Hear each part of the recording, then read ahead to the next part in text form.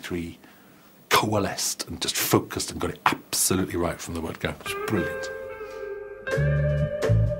The real-life Davros who conjured up the Daleks back in 1963 was BBC designer Raymond Cusick.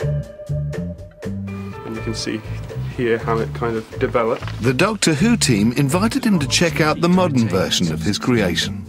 And some of these sketches, I think, were very much based on your original designs.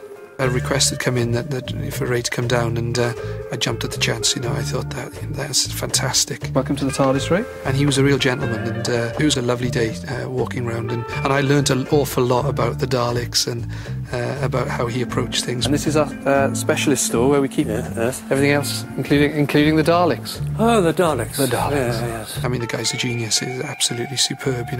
Ray, people say that you were inspired by a pepper pot. Yeah, people do say I was inspired by a pepper pot, and I always think, well, if that's all it takes to become a designer, it's a doddle.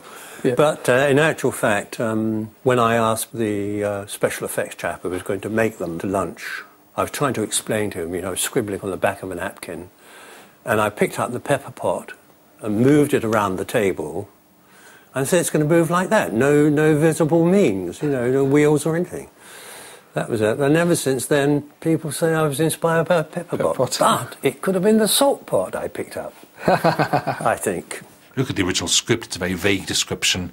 And he took that design, and he took about 200 quid or whatever he had to make it with, and produced something that's literally a piece of pop art, I think. It's a truly enduring design classic.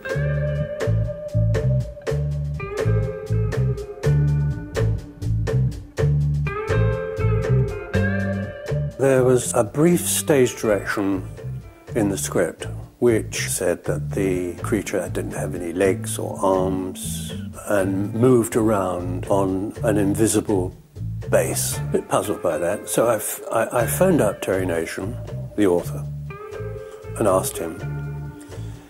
And he said, there's a show currently in London, Russian dancers. I said, I've seen it. He said, do you remember the peasant dance when the girls come on those long dresses and they seem to glide? I said, yes. Marvellous footwork. He said, that's how I think the Daleks should move.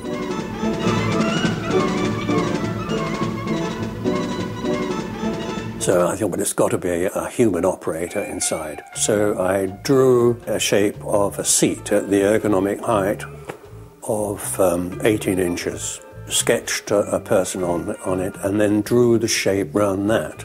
That was how it really began, drawing a shape round someone sitting down. They had to be able to steer it, I thought. So initially I thought of a tricycle. As a cheap alternative, we came up with 3-inch diameter rubber tyres with an open base so the operator could see the floor and operate it with his feet. They got quite adept at it. They could flick these things around on a sixpence. This way. Very primitive inside, but they look great from the outside. When they were taken down to the rehearsal room, I went down. I said to the director, "How's it going?" Well, he said, "Yeah, it's great." He said, "There's just one problem. I can't tell which of the Daleks is talking." So that's when I come up with the lights. With the lights. Our prisoners are showing preliminary stages of sickness already. We know that owls are able to live on the surface. They're a work of genius. I think you really did something special there.